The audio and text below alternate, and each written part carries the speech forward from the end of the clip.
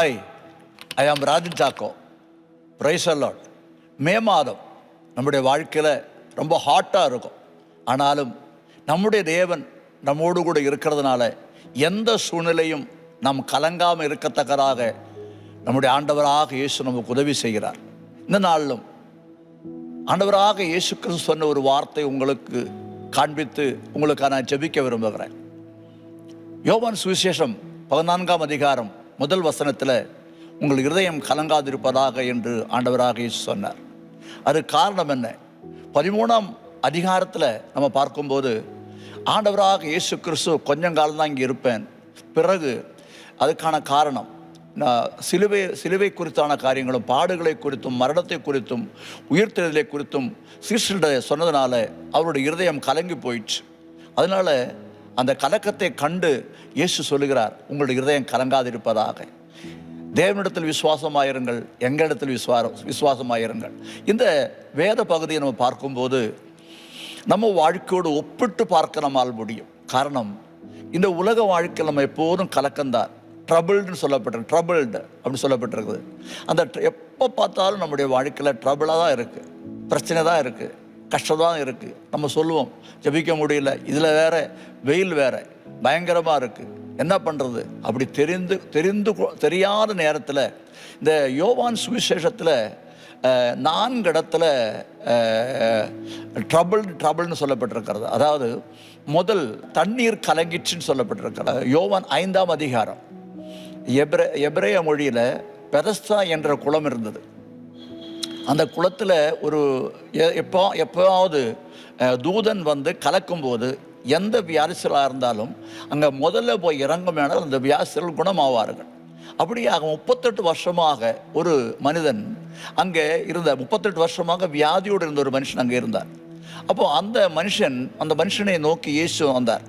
இயேசு கேட்டார், உனக்கு சுகமாக விருப்பம் இருக்கான்னு கேட்டபோது அவர் சொன்ன ஒரு காரணம், அந்த தூதன் அந்த குளக்கத்தை கலக்கும்போது நான் போகிறதுக்குள்ளே யாராவது என்னை இறங்கி சுகமாயிடுறாங்க, என்னை கொண்டு போகிறது யாருமே இல்லை என்று சொன்னாங்க.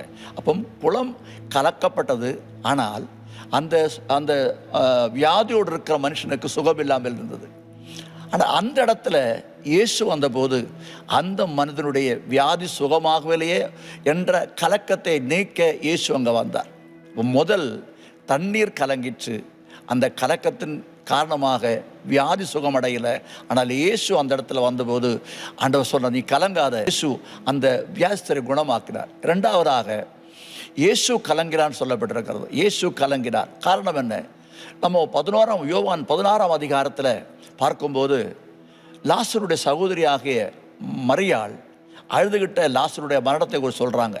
அப்போது அழுது கொண்டிருக்கிற அந்த மரியாளை பார்த்து கூட அழுது கொண்டிருக்கிற யூதர்களை பார்த்து அவர்கள் ஆவியில கலங்கினார்னு சொல்லப்பட்டிருக்கிறது. ஆவியில கலங்கினார். அப்போ பாருங்க, இந்த இடத்துல ஆவிலே கலக்கம். முதல்ல சொன்ன தண்ணீர் கலக்கம், இப்போது ஆவில கலக்கம். அந்த கலக்கம் என்ன? அவர் தன்னுடைய மற்றவங்களுடைய நிலைமையை கண்டு, அந்த மற்றவங்க அழுகிறதை கண்டு அவர் ஆவில கலங்கிறான்னு சொல்லப்பட்டிருக்கு. ஆம் தேவ பிள்ளைகளே, உங்கள் வாழ்க்கையிலும் நீங்கள் கலக்கத்தோடு இருக்குமே ஆனால் உங்கள் நிலைமையை கண்டு நம்ம ஆண்டவராக இயேசுவும் கலங்குவார். ஆனால் அந்த கலக்கத்தோடு அவர் விடலை. அந்த கலங்கின இடத்துல அந்த மரியாதை எதுக்காக அழுதாலோ அதுக்காக அந்த மரித்த லாசருவை 4ஆம் நாள் உயிரோடு எழும்பினார். 2வது கலக்கம். 3வது கலக்கம் இயேசுதனுடைய ஆத்துமாவில் கலங்கலான்னு சொல்லப்பட்டிருக்கிறது. அதாவது யோவான் 12ஆம் அதிகாரத்தில் பார்க்கும்போது ஆண்டவராக இயேசு கிறிஸ்துவின் சிலுவை அறையக்கூடிய நேரம் வந்தபோது அந்த ஒரு வார்த்தை சொல்கிறாரு. என்ன சொல்கிறார்? என்னுடைய ஆத்துமா கலங்குகிறதுன்னு சொல்கிறார். ஆத்துமா கலங்கிச்சு. அப்படி காரணம் என்ன? இந்த சிலுவை மரணத்தினுடைய கோரத்தை அவர் புரிந்து கொண்ட போது, முடிந்தால் ஆண்டவரே பிதாவை இதிலிருந்து என்னை நீக்கும் என்று சொல்கிறார். ஆனால் அங்கே மறுபடியும் சொல்கிறார், இது தேவசத்துவம்னு சொல்லி அங்கே கலங்கிறதை பார்க்கிறோம். ஆனால் அங்கே ஒரு விஷயம் இருக்குது. அவர் சிலுவை மரணத்துக்காக அவருடைய ஆத்துமா கலங்கினாலும் சிலுவையின் மரணத்தில் ஜெயம் எடுத்தார். ஆனால் இந்த 3 காரியங்களுக்கு ஜெயம் கொடுத்த ஆண்டவர் தான் இன்றைக்கு இந்த மே மாதம் முதல் நாள் நம்மை பார்த்து சொல்கிறார், உங்களுடைய இருதயம் கலங்காதிருப்பதாக. இவ்வளோ கலக்கத்தை, தண்ணீர் கலங்கிற்று, இயேசுனுடைய ஆவி கலங்கிற்று, இயேசுனுடைய ஆத்மா கலங்கிற்று. அங்கெல்லாம் ஜெயம் கொடுத்த ஆண்டவர் இந்த மே மாதம், இந்த வெயில் அதிகமாக இருக்கிற நேரத்தில் உங்களுக்கும் உங்களுடைய இருதயம் கலங்குமே ஆனால், கலங்கி கொண்டு இருக்குமே ஆனால், ட்ரபிள்டு ஹார்ட்னு சொல்லப்படுறது, அந்த ட்ரபிளாக இருக்குமே ஆனால் உங்களுடைய ட்ரபிளை இல்லாவிட்டால் கலக்கத்தை நீக்க நம்முடைய ஆண்டவராய் இயேசு நமக்காக இருக்கிறார். அதை நாம் விசுவாசிக்கணும். இயேசு சொல்றார், யோவான் 14:14 சொல்லப்பட்டிருக்கிறது, உங்கள் இருதயம் கலங்காதிருப்பதாக தேவனிடத்தில் விசுவாசமாக இருங்கள், என்னிடத்தில் விசுவாசமாக இருக்க. அப்போ நம்முடைய கலக்கம் நீங்குவதற்கான ஒரே வழி ஆண்டவராக இயேசுவை நம்புவது, பிதாவாகிய தேவனை நம்புவது, அவர் மேல் விசுவாசமாக இருக்கும்போது இந்த விஷயத்தின் மேல், இந்த கலக்கத்தின் மேல், தண்ணி கலங்கின போது வியாசர் சுகமடையலை, ஆனால் அந்த இடத்துல இயேசு வந்து சுகம் கொடுத்த போல இயேசு உண்மையாகவே மரியாளுடைய கண்ணீரை கண்டு கலங்கினார். ஆனால் அந்த கலக்கத்தோட முடியலை. அந்த கலக்கத்தை அந்த அந்த அந்த மரியாளுடைய கலக்கத்தை நீக்க இயேசு ஜெயம் கொடுத்த போல நான் எந்த சூழ்நிலை கலங்கிட்டு இருக்கிறோமோ, எந்த விஷயத்துக்காக கலங்கிட்டு இருக்கிறோமோ, யாருக்காக கலங்கிட்டு இருக்கிறோமோ, அந்த கலக்கத்தை நீக்க இயேசு நமக்கு வாக்குதம் பண்ண, இந்த மே மாதம் வாக்குதம் பண்ணுகிறார். என்ன வாக்குதம் பண்ணுகிறார்? உங்களுடைய இருதயம் என்ன பார்த்தாலும் என்ன நடந்தாலும் கலங்காதிருப்பதாக. அதனால் இந்த நாளில் உங்களுக்கு நான் சொல்லுகிறேன், இந்த மே மாதத்தில் உங்கள் இருதயம் கலங்காதிருப்பதாக. கலங்காமல் இருக்க வேண்டுமானால் நம்ம என்ன செய்ய வேண்டும்? இயேசுவின் மேல் விசுவாசமாக இருக்க வேண்டும். பிதாவாக தேவன் மேல் விசுவாசமாக வைத்து நம்முடைய பாரங்களை, நம்முடைய கலக்கங்களையும் ஆண்டவராக இயேசுவினிடத்தில் ஒப்பு கொடுக்கும்போது, அர்ப்பணிக்கும் போது, அவருடைய கரங்களை ஒப்பு கொடுக்கும்போது நிச்சயமாய் தேவன் நமக்கு இந்த மாதத்திலையும் ஜெயம் தந்து ஒரு ஜெயாளிகளாய் இல்லாவிட்டால் வெற்றியுள்ள வாழ்க்கை வாழ தேவன் உதவி செய்வார். இந்த நாளில் நம்ம ஒரே ஒரு பாயிண்ட் நான் உங்களுக்கு சொல்ல விரும்புகிறேன்.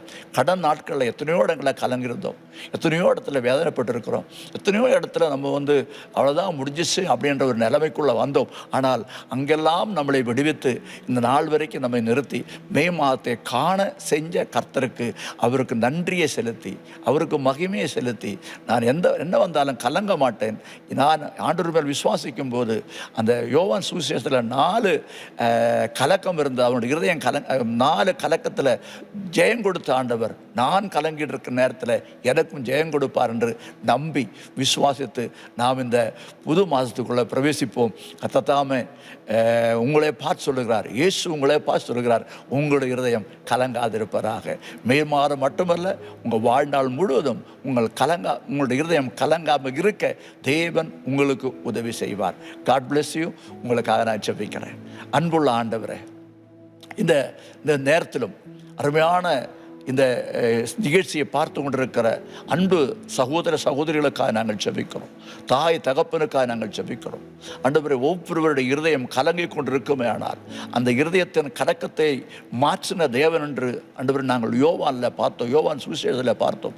அதே இயேசு எங்களுடைய வாழ்க்கையிலும் நாங்கள் இப்போது கலங்கி கொண்டிருக்கிற ஆண்டவரே, இனிமேலும் கலங்க போகிற எல்லா சூழ்நிலைகளிலும் உம்மை விசுவாசிக்கும் போது, உம்மை நம்பும் போது நீர் எங்களுக்கு ஜெயம் கொடுக்கிறவராக, விடுதலை கொடுக்கிறவராக நீ எங்களோடு கூட இருக்கிறதுக்காக ஸ்தோத்திரம். ஆண்டவரே, இந்த செய்தியின் மூலமாய் இதை கேட்கிற ஒவ்வொரு பிள்ளைகளுடைய வாழ்க்கையிலும், ஒவ்வொருடைய பிள்ளைகளுடைய சூழ்நிலைகளும் ஆண்டவரை மாற்ற, ஆண்டவரை இனிமேல் எங்களுடைய இருதயம் கலங்காமல் இருக்க, சமாதானமாக இருக்க, சந்தோஷமாக இருக்க தேவரே எங்களுக்கு உதவி செய்யும்படி ஜெபிக்கிறோம். ஆண்டவரை, நீ தருகிற சமாதானம், சந்தோஷம் உலகத்தில் தருகிற பிரகாரம் அல்ல.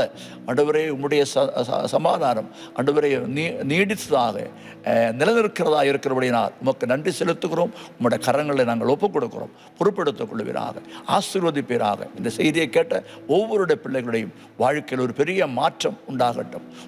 ஆண்டவரை ஒவ்வொருக்குள்ளுவரா ஆண்டவரை அவருடைய இருதயம் கலங்குமே ஆனால் கலக்கத்தில் நீக்கி ஆண்டவரை அவர்கள் நம்பிக்கையும் விசுவாசத்தை கொடுத்து அவர்களை மென்மேலும் ஜெயமுள்ள வாழ்க்கை வாழ உதவி செய்வீராக. உங்களுடைய கரங்களை ஒப்புக் கொடுக்கிறோம். ஆசீர்வதியும். இயேசுவின் நாமத்தில் ஜெபிக்கிறோம் பிதாவே, ஆமென்.